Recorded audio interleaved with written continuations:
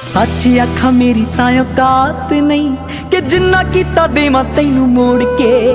मैं मंगदा हां तेरी तंदुरुस्ती सच्चे रब अगे दोवें हाथ जोड़ के।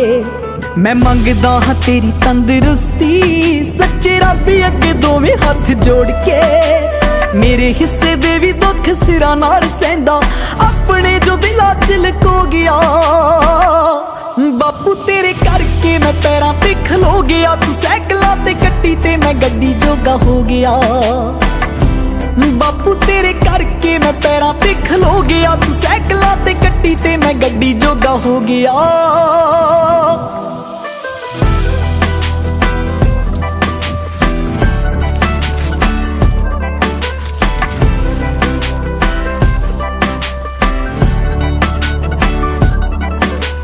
चंदरे गरीबियां दे दिन सी बल